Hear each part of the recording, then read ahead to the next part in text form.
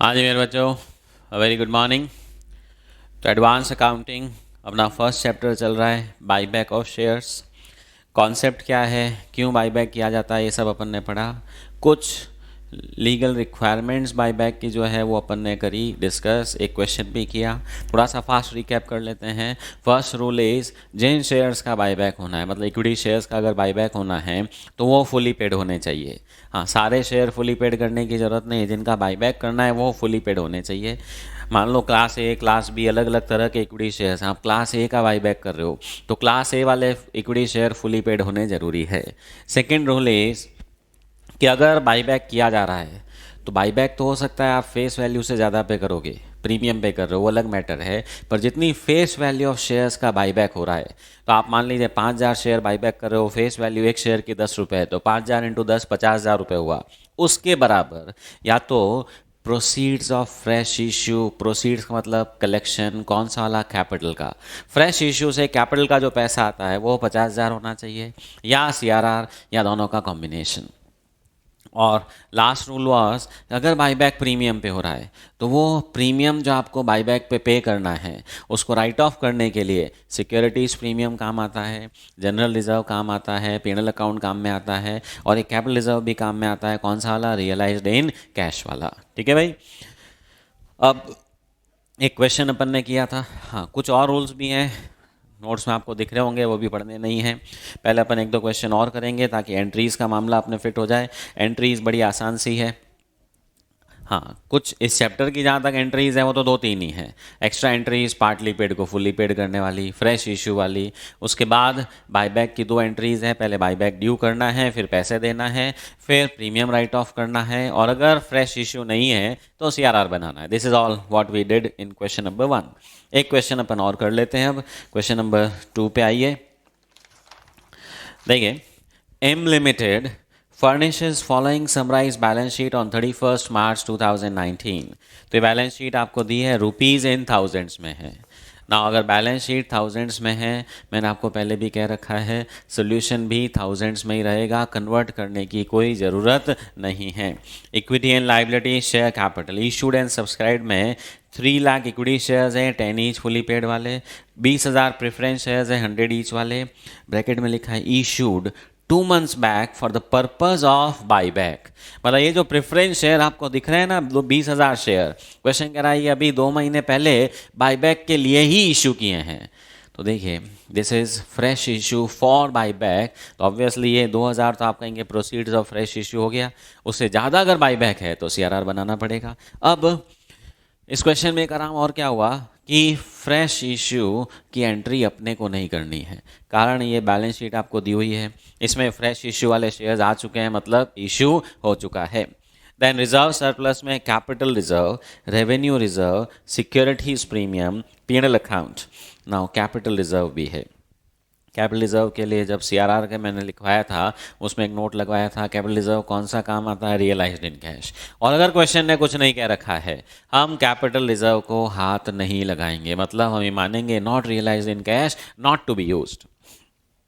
Then non current liabilities में debentures है, current liabilities, fixed assets, cost less depreciation, non current investments at cost, current assets, loans and advances, cash and bank balance.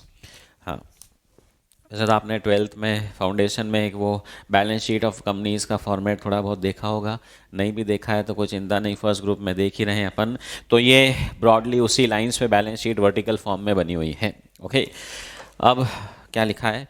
Company passed a resolution two by back 20% of its equity capital at the rate of ₹15 पर share. तो 15 रुपये पर share के हिसाब से equity share capital का 20%। तो देखिए कितने शेयर ऊपर बैलेंस शीट में 3 लाख इक्विटी शेयर हैं, 20% का मतलब कितना होता है? 60,000 शेयर कंपनी ने डिसाइड किया बाई बैक करना है एट ₹15 पर share. For this purpose it sold investments of 30 lakhs for 25 lakhs। देखिए बैलेंस शीट में इन्वेस्टमेंट तो 5,000 के हैं, 50 लाख के हैं। क्वेश्चन कह रहा है उसमें से 30 लाख के इन्वेस्टमेंट 25 लाख में बेच दिए, तो इसमें 5 लाख का लॉस हो गया। हाँ, लॉस हो चाहे प्रॉफिट हो, इन्वेस्टमेंट को बेचने पे कहाँ पे जाएगा? Profit and loss account. You are required to pass necessary journal entries. तो अब अपने को एंट्रीज करनी है। सबसे पहला काम अपना ये रहेगा हमेशा इस चैप्टर में, चेक कर लो सीआरआर की ज़रूरत है कि नहीं। वो वर्किंग नोट पहले ही बना लो। तो शुरू करो भाई, वर्किंग नोट।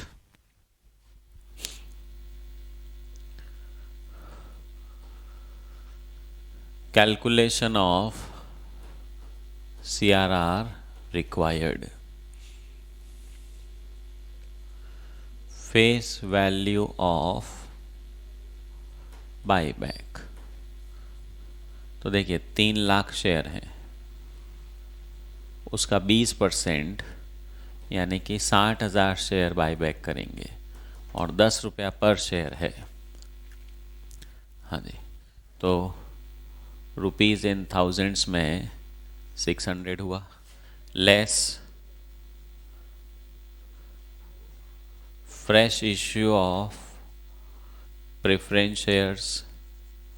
हाँ, 2000 का कर दिया था, तो आप कहेंगे तो ज़्यादा कर दिया, तो CRR रिक्वायर्ड नील, CRR की ज़रूरत ही नहीं है। देखिए कोई ज़रूरी थोड़ी, आप कहीं ज़्यादा कैसे कर दिया, मना थोड़ी है भाई। इट सेज एटलीस्ट उतना होना चाहिए। लॉ कहता है जितना फेस वैल्यू रीडिंग कर रहे हो उसके बराबर इतना तो चाहिए ही चाहिए, उससे कम नहीं चलेगा। ज़्यादा कर दिया है, अच्छा ही है। अच्छा ज़्यादा कर दिया, पैसे ही आए ना कंपनी के पास। देखिए लॉजिक सिंपल है, इक्विटी शेयर कैपिटल की जितनी फेस वैल्यू कम हो रही है उतनी नए शेयर्स की फेस वैल्यू आनी चाहिए, मतलब कैपिटल वाला पैसा, और नहीं तो CRR आना चाहिए। और CRR का भी लॉ में एक्सक्लूसिव एक यूज़ है, बोनस शेयर्स, मतलब कुल मिला के वो भी फेस वैल्यू ऑफ कैपिटल में ही जाता है। ओके चलिए जी, तो इसका मतलब अपने को ये सब जमेला ख़त्म। हाँ, जर्नल बनाइए अच्छा वाला।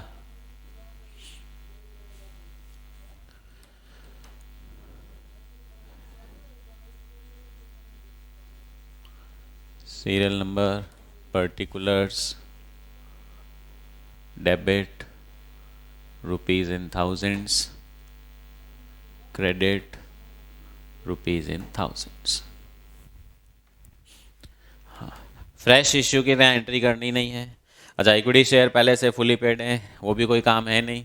हाँ, इन्वेस्टमेंट बेचने वाली entry, bank account debit 25 lakh का मतलब, हाँ आप कहेंगे तो सर हम कंफ्यूज हो जाते हैं कितने जीरो लगाने हैं। कैलकुलेटर पे 25 लाख लिख लो, डिवाइड बाई 1000 कर लो, इलाज वही करना पड़ेगा। ओके, हाँ पर रखना थाउजेंड्स में ही पड़ेगा।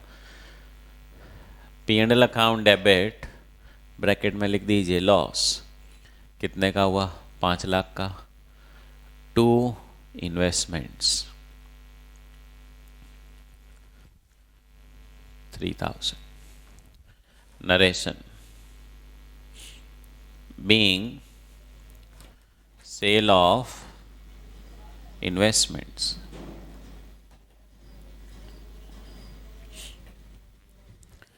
एक लाइन खाली छोड़ दीजिए। हाँ जी, अब नेक्स्ट बायबैक ड्यू करना है। हाँ, तो एंट्री क्या होगी भाई, इक्विटी शेयर कैपिटल डेबिट। हाँ जी, 60,000 शेयर खरीदे हैं 10 रुपये के हिसाब से, तो 6 लाख मतलब 600। Premium on buyback debit. हाँ, एक शेयर हम 15 रुपये में खरीद रहे हैं तो 5 रुपये प्रीमियम हो गया। 60,000 शेयर पे 5 रुपये का प्रीमियम मतलब 3 लाख हुआ। To share buyback account 900। Narration, being amount due for buyback। एक लाइन खाली छोड़नी है।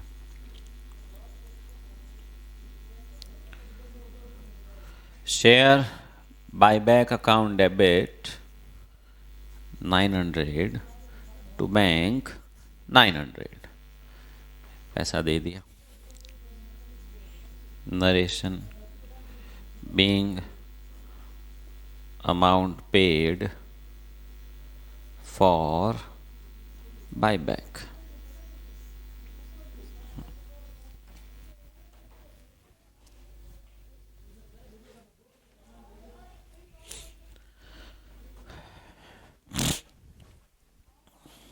हाँ, जिन्होंने group 1 redemption of preference share कर लिया उनको तो एकदम एब्सोल्युटली यही फील हो रहा होगा। रिडम्पशन ड्यू की एंट्री ऐसे ही करते हैं, preference share capital debit, premium on redemption debit to preference holder, फिर प्रेफरेंस होल्डर टू बैंक। यहाँ बस शेयर बायबैक नाम आ गया। हाँ, अब ये प्रीमियम 300 राइट ऑफ करना है। हमारे पास रिजर्व सरप्लस में कैपिटल रिजर्व है, रेवेन्यू रिजर्व है, सिक्योरिटीज प्रीमियम है, पीनल अकाउंट है, चार हैं। चार में से सबसे फर्स्ट रैंक यूज़ करने में किसका होता है? Securities premium. उसके बाद कैपिटल रिजर्व इन कैश, उसके बाद जनरल रिजर्व। जनरल रिजर्व का दूसरा नाम रेवेन्यू रिजर्व, फ्री रिजर्व मैंने आपको लिखवाया ही था, और लास्ट में पीनल अकाउंट। तो यहाँ पे सिक्योरिटीज प्रीमियम 500 है, अपने को तो 300 ही चाहिए, इसी से काम हो जाएगा। हाँ, बाई चांस अगर यहाँ पे सिक्योरिटीज़ प्रीमियम 500 नहीं 50 ही होता तो 50 प्रीमियम ले लेते, बाकी के 250 के लिए आप कहेंगे कैपिटल रिजर्व को तो काम लेना नहीं है, फिर रेवेन्यू रिजर्व को ले लेते, पर यहाँ तो एक से ही काम चल जाएगा। So next entry securities premium account debit to premium on buyback.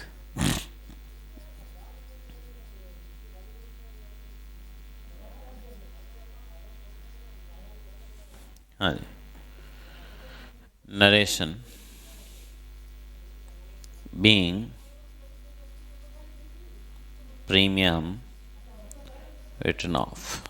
Okay, so ये एंट्रीज हो गई, इट्स ऑल डन। ठीक है, तो ये दो क्वेश्चन अपन ने किए, दोनों में मोर और लेस रिक्वायरमेंट सिमिलर सी थी कि आपको क्या करना है, बाईबैक करना है और उससे रिलेटेड एंट्रीज, कितने शेयर खरीदना है, क्या करना है, दे रखा था। फ्रेश इश्यू पिछले वाले क्वेश्चन में तो अपन ने एंट्री करी, यहाँ तो वो काम भी हो रखा था। बाई चांस क्वेश्चन यहाँ नीचे देता, कंपनी ने 20,000 प्रेफरेंस शेयर इशू करना डिसाइड किया, तो अपन फिर यहाँ पे प्रेफरेंस शेयर इशू करने की एक एंट्री और करते, bank account debit to preference share capital. वो नहीं करी है मैंने, सुनिएगा ध्यान से। क्यों नहीं करी है? क्योंकि बैलेंस शीट में पहले से प्रेफरेंस शेयर कैपिटल है और ब्रैकेट में लिखा है फॉर पर्पस ऑफ बाईबैक। इसका मतलब प्रेफरेंस शेयर इशू हो चुका है। अब जो हो चुका है इसका मतलब एंट्री हो चुकी है, तभी तो बैलेंस शीट में आया। हाँ, अकाउंट्स का एक रूल अच्छे से याद रखिएगा, कोई भी चीज़ अगर बैलेंस शीट के अंदर है, अंदर तभी पहुंची है जब उसकी कोई एंट्री हुई थी। इसका मतलब फ्रेश इशू की एंट्री हो चुकी है, अब अपना वो काम नहीं है, अपने को तो बाकी का काम करना है। ठीक है, एंट्रीज वही की जा सकती है जो अभी तक हुई नहीं थी। ठीक है, चलिए जी, अब एक प्रैक्टिस असाइनमेंट का क्वेश्चन मैं आपको करवा रहा हूँ। ठीक है, क्वेश्चन नंबर 1। हाँ, ये क्लास में करवाने का एक कारण है, इसमें कॉम्बिनेशन है फर्स्ट ग्रुप और सेकंड ग्रुप। फर्स्ट ग्रुप का रिडम्पशन ऑफ प्रेफरेंस शेयर का पॉइंट भी इसी में डाल दिया और फिर बाईबैक भी डाल दिया। तो देखिए क्वेश्चन नंबर 1, अनु लिमिटेड अ नॉन लिस्टेड कंपनी। आप कहेंगे नॉन लिस्टेड लिस्टेड का क्या पंगा है भाई? तो बताइए आपको, जो भी पब्लिक लिमिटेड कंपनीज हैं वो अगर पब्लिक इशू लेकर के आती है, आईपीओ लेकर के आती है, तो स्टॉक एक्सचेंज में उनकी क्या होती है? लिस्टिंग। तो ऐसे कंपनीज़ को क्या कहा जाता है? Listed companies. और जिन्होंने कोई पब्लिक इशू नहीं लिया है, लाए हैं, तो पब्लिक लिमिटेड तो हो ही सकती है, बट स्टिल वो फिर अनलिस्टेड होती है। आप कहेंगे इससे क्या फ़र्क पड़ता है? ब्रॉडली तो कोई फ़र्क नहीं पड़ता है, पर लिस्टेड कंपनीज़ के लिए बाईबैक करने के ऑप्शन ज़्यादा हो जाते हैं। अपन ने कहा था ना ओपन मार्केट से खरीद लो, ओपन मार्केट का मतलब स्टॉक एक्सचेंज के थ्रू खरीद लो, तो वो सिर्फ किसके लिए ऑप्शन रहेगा बाईबैक का? Listed companies. तो उसके लिए थोड़ी सेबी की रिक्वायरमेंट एक एक्स्ट्रा है, वो अपन ऑफ कोर्स आज कर लेंगे। तो पहले तो अभी क्वेश्चन करते हैं। अनु लिमिटेड, हाँ, प्रैक्टिस असाइनमेंट का first question, a non listed company furnishes you with the following summarise balance sheet as at 31 March 2019, rupees in crores.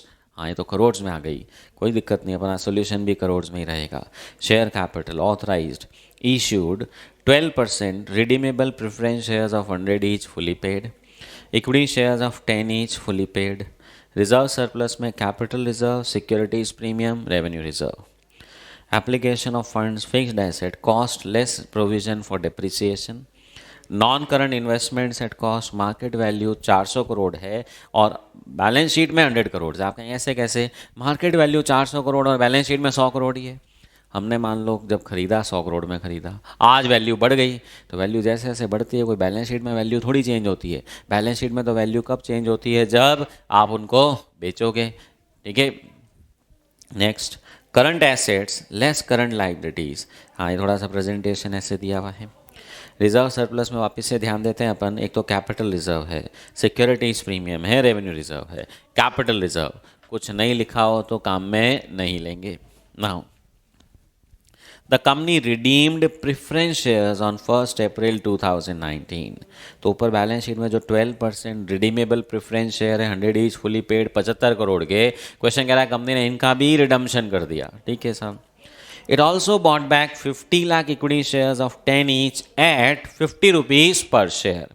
और उन्होंने 50 लाख इक्विटी शेयर भी बाई बैक कर लिए 10 रुपये वाले 50 रुपये में। मतलब कैपिटल का 10 रुपया, प्रीमियम का 40 रुपया दिया है। The payment for the above were made out of huge bank balance which appeared as part of current assets. और इन सब का पेमेंट जो किया वो बैंक से किया। आप कहेंगे बैंक तो दिख ही नहीं रहा है, क्वेश्चन कह रहा है बैलेंस शीट में जो करंट एसेट है उसमें बैंक बैलेंस है। आप कहेंगे ये नहीं लिखा हो तो क्या करें। मान लो बैंक में पैसे कम हो और बाई बैक ज़्यादा का करना हो, अपने को चिंता नहीं करनी, अपने तो बाई बैक की एंट्रियाँ कर दो, क्योंकि बैंक अकाउंट जो है वो फ्लेक्सिबल होता है।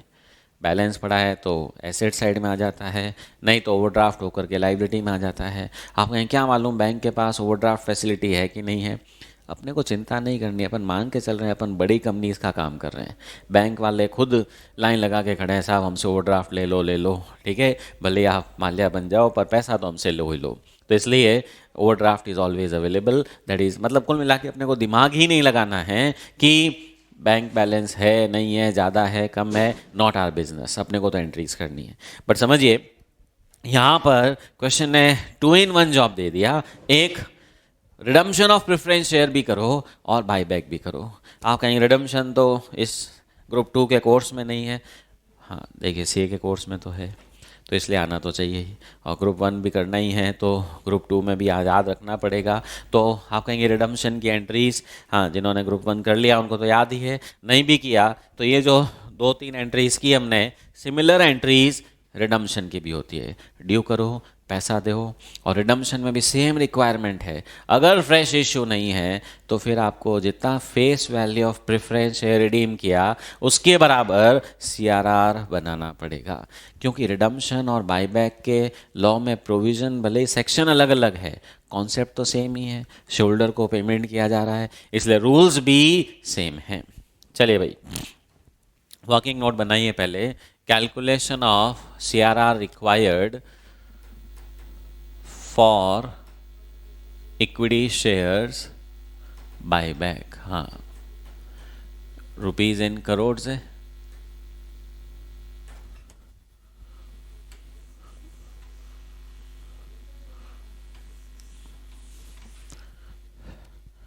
हाँ जी। तो इक्विटी शेयर हम 50 लाख शेयर खरीदने वाले हैं। Face value of buyback 50 lakh shares multiplied by ₹10। हाँ जी, तो 50 लाख शेयर 10 रुपये मतलब 5 करोड़ रुपए हुआ। तो रुपीज़ इन करोड़ में 5 हो गया, लेस फ्रेश इश्यू तो कुछ है ही नहीं। तो CRR required 5। Okay, so CRR required for equity shares buyback. Buyback के लिए CRR 5 का चाहिए। अच्छा, प्रेफरेंस शेयर 75 करोड़ के हैं, इनका भी रिडम्पशन करना है। इसके लिए भी कोई फ्रेश इश्यू नहीं है, तो इसके लिए भी 75 का क्या करना पड़ेगा, CRR। एक और वर्किंग नोट लिख लो, CRR for redemption of preference shares. तो face value of preference capital redeemed 75 less fresh issue nil, तो CRR रिक्वायर्ड 75। ठीक है, हाँ जी। अब अपने को एंट्रीज करनी है।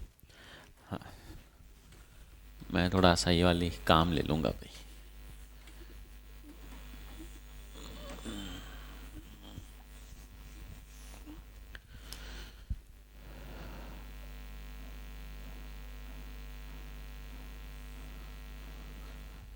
सीरियल नंबर के बजाय यहाँ पे आप डेट कॉलम लगा सकते हैं। कारण क्वेश्चन ने कहा है 1 अप्रैल 2019 को ये सब हुआ। डेट की इन्फॉर्मेशन है, हम आराम से डेट का कॉलम लगा करके भी क्या कर सकते हैं, काम में ले सकते हैं। हाँ जी, चलिए अब पहले रिडम्पशन की एंट्रीज। हाँ, मैं अब इधर से शुरू कर रहा हूँ, वो वाला मेरे यूं के यूं काम आ जाएगा ना। तो रिडम्पशन करना है 75 करोड़ की कैपिटल का। पहली एंट्री, हाँ, डेट जब लगानी होती है 2019 अप्रैल 1,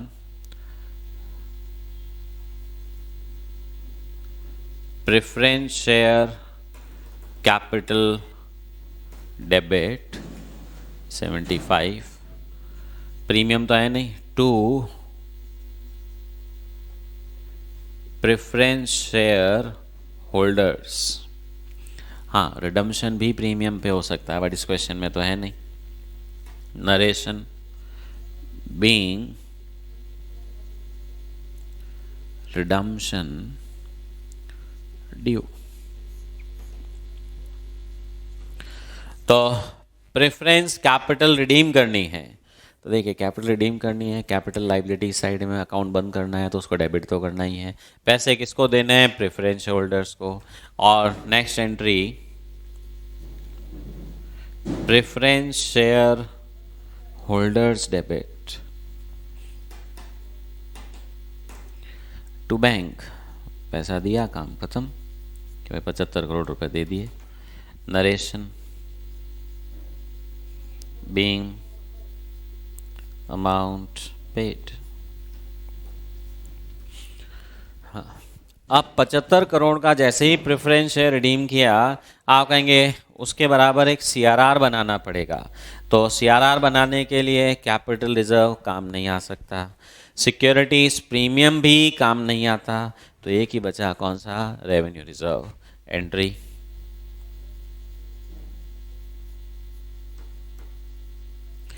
revenue reserve account debit to capital redemption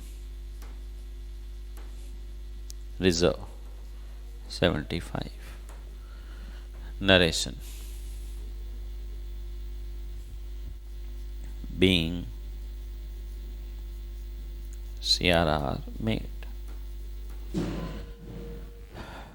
तो ये ग्रुप 1 का चैप्टर का यूज यहाँ पे आ गया।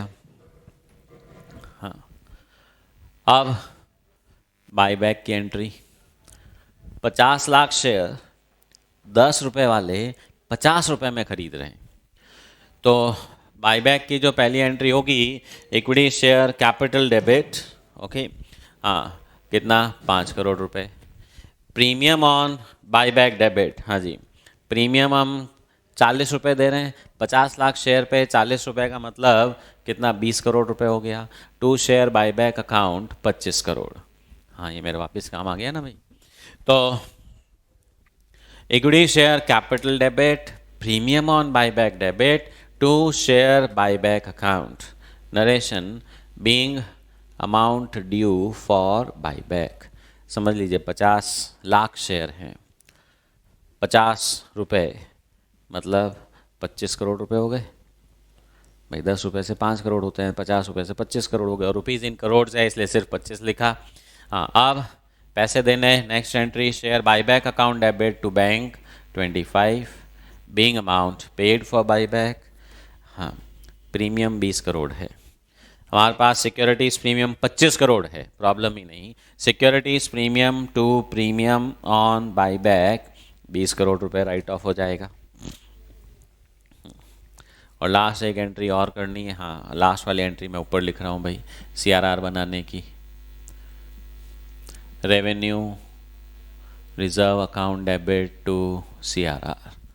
हाँ ये थोड़ा सा आपको अच्छे से याद रखना है, सीआरआर प्रीमियम से नहीं बनता। कई लोग बार बार कंफ्यूजन में आएंगे, मैं फिर याद दिला रहा हूँ, सीआरआर के लिए सिर्फ और सिर्फ फ्री रिजर्व्स काम में आते हैं। We can not use securities premium.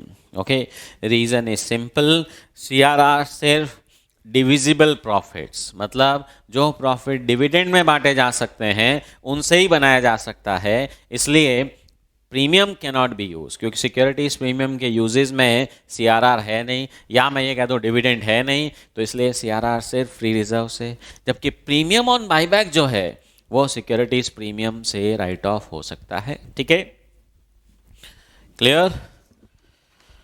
चलो जी, अब ये तो अपना बेसिक पार्ट हो गया।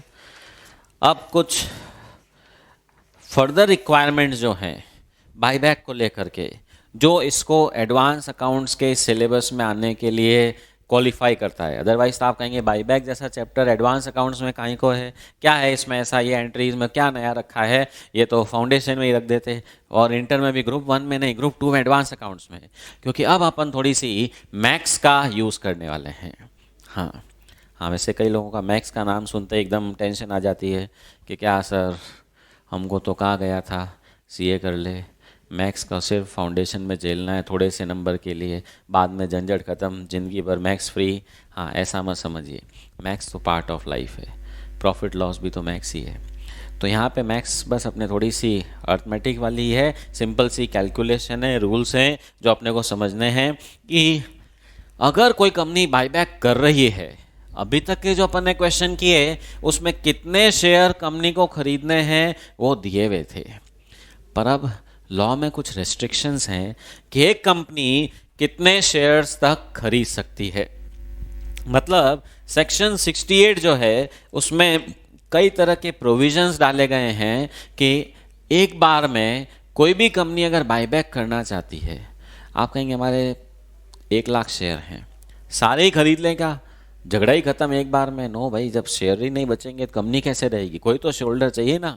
तो देयर इज अ रेस्ट्रिक्शन। जबकि प्रिडम्पशन ऑफ प्रेफरेंस शेयर में क्या होता है, सारे प्रेफरेंस शेयर रिडीम हो जाते हैं, पर इक्विटी शेयर के बाईबैक में ऐसा नहीं हो सकता कि सारे ही बाईबैक कर लो, झगड़ा खत्म। No, there is a restriction, आप कितने शेयर खरीद सकते हो।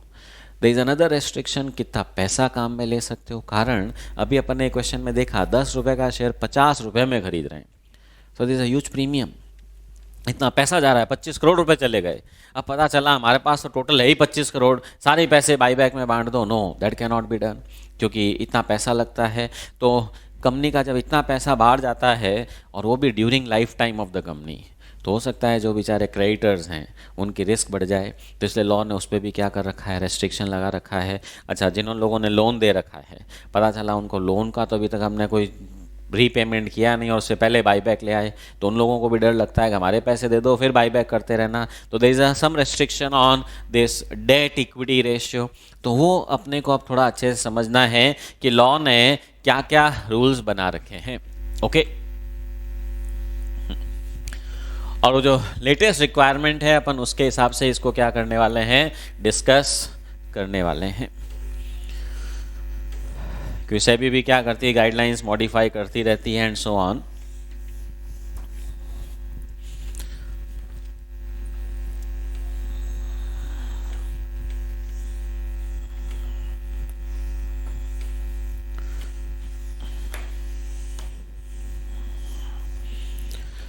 तो देखिए कैलकुलेशन ऑफ, हाँ नोट्स में देखिए, calculation of maximum number of shares allowed for buyback. हाँ, थ्योरी में देखिए कुछ पॉइंट्स लिखे हुए हैं कि मैक्सिमम शेयर्स हम बाईबैक में कितने कर सकते हैं, उसका कैलकुलेशन जो है, हाँ सारा का सारा सेक्शन 68 का ही कमाल है।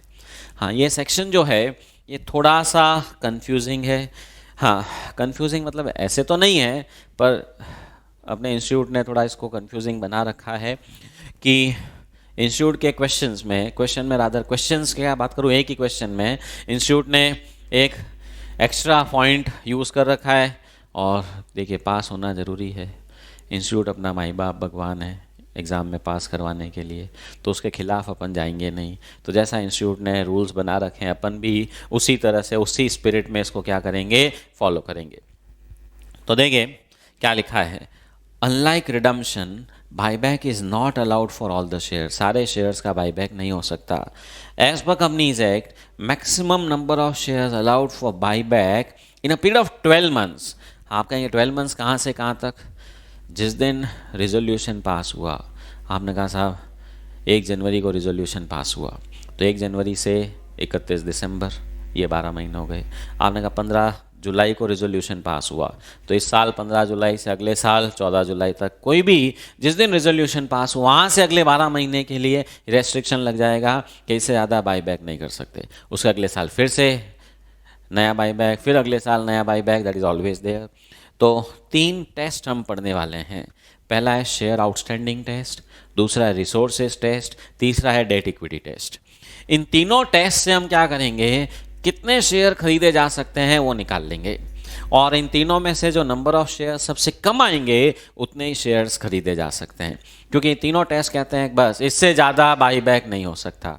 तो शेयर आउटस्टैंडिंग टेस्ट का मतलब जितने हमारे नंबर ऑफ शेयर्स हैं आज की तारीख में जो लोगों के पास है, मतलब इश्यूड कैपिटल, सब्सक्राइब कैपिटल की बात हो रही है, ऑथराइज की नहीं, क्योंकि जो शेयर लोगों के पास है उसी को तो बाईबैक करना है। जो हमने आज तक कभी कोई इशू ही नहीं किए वो तो किसी के पास है ही नहीं, तो उसका बाईबैक कैसे हो सकता है। तो देखिए शेयर आउटस्टैंडिंग टेस्ट क्या कहता है, बाईबैक जो है should not exceed 25% of total paid up capital, that is number of shares which company wants two by back.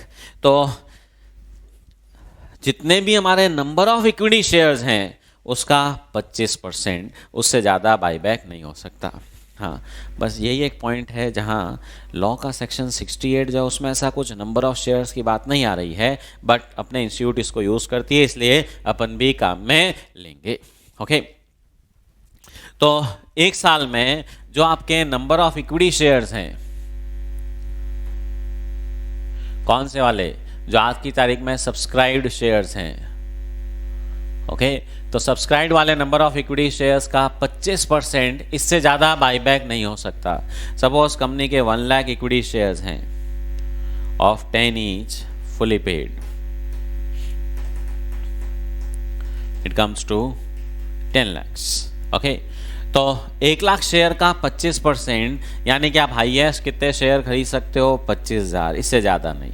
मान लीजिए कंपनी की इच्छा हो गई हमको 50,000 शेयर खरीदने हैं, no, that is not allowed. Okay, इससे ज़्यादा शेयर आप नहीं खरीद सकते, इससे कम ऑलवेज वेलकम। 5,000 खरीदने हैं खरीद लो, 10,000 खरीदने हैं खरीद लो, 25,000 से ज़्यादा शेयर्स नहीं खरीदे जा सकते एक 12 महीने के पीरियड में।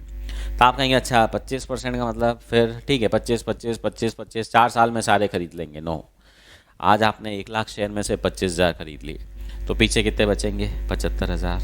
फिर आपकी शेयर कैपिटल 1 लाख नहीं 75,000 शेयर की रह गई, तो अगले साल अब वो 25% 1 लाख पे नहीं किस पे लगेगा, 75,000 पे। ऐसा नहीं होगा 4 साल में पाटिया साहब आप कहेंगे हम सारे शेयर खरीद के ख़त्म ही कर देंगे, story finish. No, that is not going to happen. Maximum 25% of total number of shares buyback किए जा सकते हैं।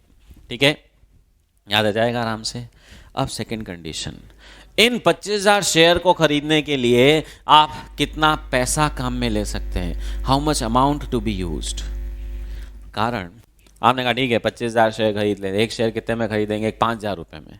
5,000 इंटू 25,000 आपने कहा इतने तो पैसे कहाँ से लाए हैं ही नहीं। हाँ, आप कहेंगे अभी तो मैंने कहा कि पैसों की चिंता आप मत करो, बैंक ओवरड्राफ्ट हो जाएगा, बट वो सब अलग बात है। There is a restriction how much amount can be used. तो अमाउंट के लिए क्या लिखा है, the maximum amount to be used for buyback can not exceed 25% of paid up capital, free reserves and securities premium. इन सब का 25%, उससे ज़्यादा नहीं। अब यहाँ पर थोड़ा सा एक मैटर और है कन्फ्यूजन वाला भी, इसीलिए इतनी जगह छोड़ी हुई है। अपन अब इसको समझते हैं। मान लीजिए कंपनी की बैलेंस शीट में आया हुआ है इक्विटी शेयर कैपिटल, भाई 1 लाख शेयर हैं 10 रुपए वाले, ठीक है, 10 लाख। रिजर्व सरप्लस में जनरल रिजर्व है 5 लाख, पीएनएल अकाउंट भी है 5 लाख, सिक्योरिटीज प्रीमियम भी है मान लो 10 लाख रुपए। ओके, तो paid up capital plus free reserves, हाँ ये दोनों कौन से रिजर्व्स हैं? फ्री रिजर्व्स, और ये सिक्योरिटीज प्रीमियम, टोटल आप कहेंगे 30 लाख रुपए हुआ। इस 30 लाख का 25% कितना होता है? 7.5 लाख रुपए, यानी कि आप हाईएस्ट कितने पैसे काम में ले सकते हो? 7.5 लाख रुपए। अब समझिए, हमने फर्स्ट कंडीशन में डिस्कस किया 25,000 शेयर हम खरीद लेंगे, तो 25,000 शेयर अब आपने डिसाइड किया मार्केट से खरीदने हैं। ओके, और आपने देखा भाई मार्केट में अपने शेयर की रेट 45 रुपये चल रही है। अच्छा, 45 अगर मार्केट प्राइस चल रही है, अगर आप शेयर होल्डर को बोलो देखो साहब 45 रुपये भले ही भाव होंगे, हम तो 30 रुपये में बाई बैक करेंगे, कोई देगा? नहीं देगा। आपको उससे प्रीमियम ऑफर करना पड़ेगा। आप कहेंगे हम एक शेयर 50 रुपये में खरीदने को तैयार हैं। देखो भाई 25,000 शेयर 50 रुपये के हिसाब से कितने पैसे चाहिए होते हैं जी? 25,000 शेयर अगर हम खरीदेंगे 50 पैसे के हिसाब से, how much money is required? हैं जी, हैं जी, 12,50,000 रुपये। आपने कहा ठीक है भाई 12.5 लाख रुपए तैयार रखो।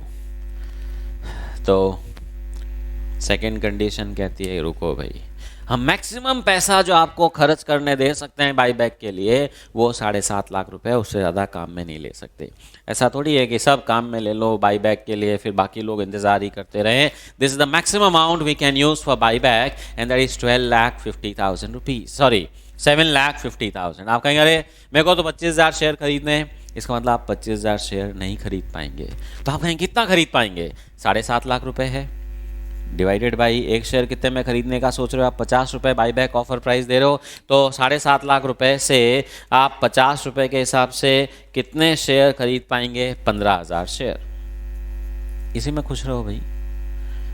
तो समझिए, फर्स्ट कंडीशन कहती है नंबर ऑफ शेयर आप 25,000 खरीद सकते हो, पर सेकंड कंडीशन ने कह दिया 25,000 खरीदने के लिए जो पैसे चाहिए वो हम अलाउ नहीं करते, नॉट अलाउड।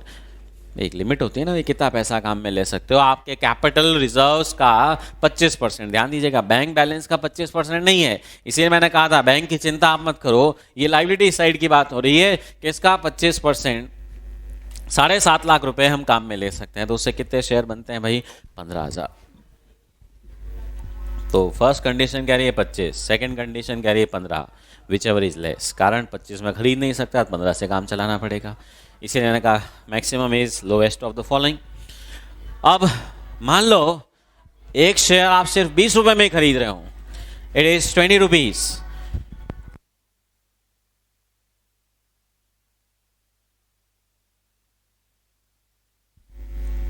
तो उस केस में सिचुएशन उल्टी हो जाएगी। 25,000 शेयर 20 रुपए के हिसाब से आप कहेंगे 5 लाख रुपए चाहिए। सेकंड कंडीशन कहते हैं 5 क्या, आप तो 7.5 ले जाओ। आप कहेंगे वो 7.5 है, चलो ज़्यादा खरीद लेता हूँ। तो 7.5 लाख डिवाइडेड बाई 20 रुपये अगर मैं करूँ तो आप कहेंगे 37,500 शेयर खरीदना अलाउड हो जाएगा क्या? तो सेकंड कंडीशन तो कह रही है कि इतने पैसे हैं जिससे आप 37,500 शेयर खरीद सकते हो।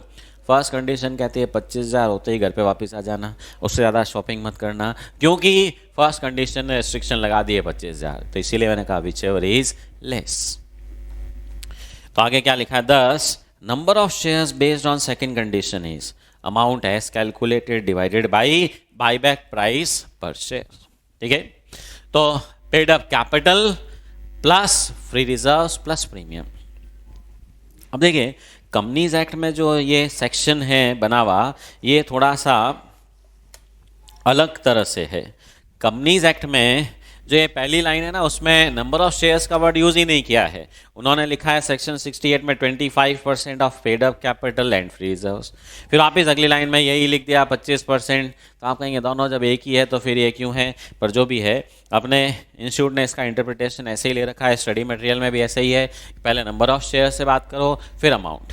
अब अमाउंट के अंदर ये जो 25% वाला क्लॉज है, इस 25% में कुछ अलग अलग रूल्स हैं। बायबैक के लिए रिजोल्यूशन पास होना जरूरी है।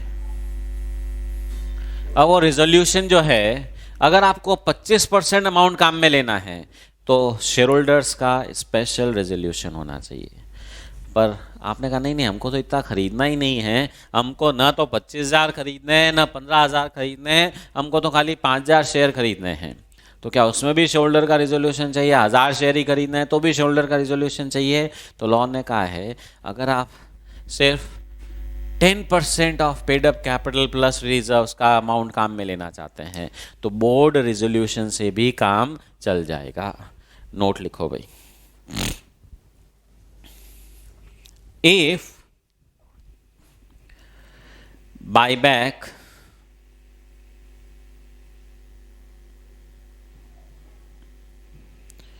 is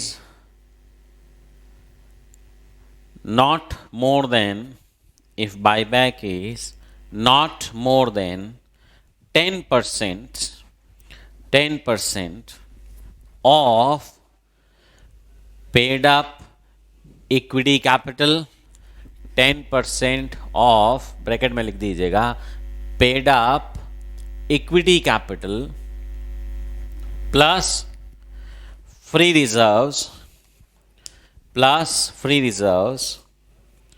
plus securities premium, then it can be done through board resolution. It can be done through board resolution. Okay, it can be done through board resolution. तो board resolution से हो सकता है। Next एक point लिखिए। In case of listed companies, in case of listed companies, if buyback is through open offer, ठीक है, और 99% केस में लिस्टेड कंपनीज में ओपन ऑफर ही होता है। तो एक तरह से लिस्टेड कंपनीज के लिए रूल ये समझ लो, if buyback is through open offer then it cannot exceed, then the amount to be used, ऐसे लिख लो, the amount to be used cannot exceed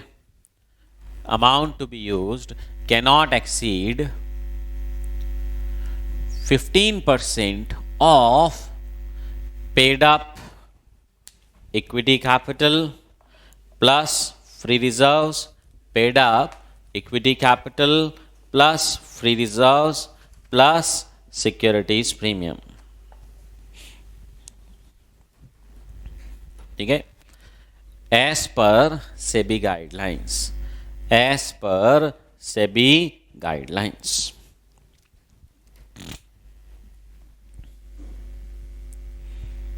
ठीक है। नेक्स्ट लाइन लिखिए, for 25% of paid up capital plus free reserves plus securities premium, for paid up capital plus securities premium plus free reserves, a special resolution of shareholders is necessary.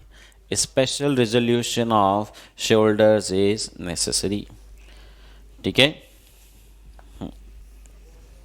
Special resolution of share holders is necessary, ठीक है। तो share holders का special resolution होना चाहिए। तो समझिए,